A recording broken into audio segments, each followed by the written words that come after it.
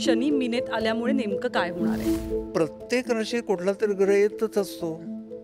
आता समज एखादा अतिशय शांत मनुष्य आणि त्याच्या राशीत मंगळ आला, म्हणून काय मंगळ त्याला हॉट नाही करणार.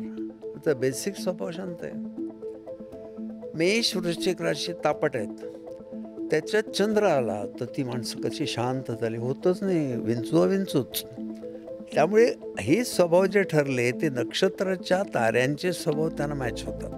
पण राशीत तो आला की लगेच त्याचा काहीतरी परिणाम आहेच असं मुळीच नाही. शनी महाराज हे तुम्हाला जीवाला शिवाचं रूप दाखवतात. तुम्हाला बोटाला धरून पहिलं तेरावर नेतात, जन्ममरणाच्या फेऱ्यात परत सापडू नको. तेव्हा शनीचे होणारे त्रास नसतात. शनी शिक्षण देतो वैराग्याचं. सत्य दर्शन घडवणारा ग्रह म्हणजे शनी आणि तो काळ म्हणजे 7.5. मी कुंभ, मीन आणि मेष या राशी नशिबवान आहेत. तिघांना 7.5 चालू आहे. मेष, मीन आणि कुंभ लोक लक्ष ठेवावं काय चाललंय माझ्या आयुष्यात. तर तुम्हाला वाटेल की खूप वाईट चाललंय, माणसं सगळी फिरली, तसं नाही आहे. मला शनीने डोळे उघडून सांगितलं, इथे विचार कर आणि मैत्री कर. हे माणसं अशी आहेत. राशीप्रमाणे व्यक्तींचे स्वभाव नेमके असतात तरी कसे? मेष आक्रमक आहे, वृषभ रोमॅन्टिक आहे, मिथुन मिस्किल आहे, सिंह तत्ववादी आहे, कन्या चिकित्सक.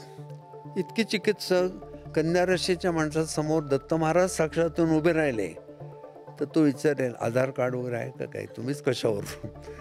तो एकदम बॅलन्स. वृश्चिक कमालीची टंक मारणी, शॉर्ट टेम्पर्ड असतातच. धनु मुडी आहे, द्विस्वभावी आहे. मकर अतिशय सहनशील आहे, कारण त्यांच्या वाट्याला फारसं सुख येतच नाही, शनीची जराशी.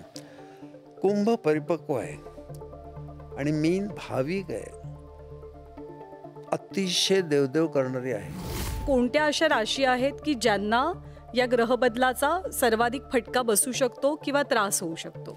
फटका असा नसतोच, तो ज्ञानच मिळतं आपल्याला. त्यातल्या कुंभ आहे, मीन आहे आणि मेष आहे.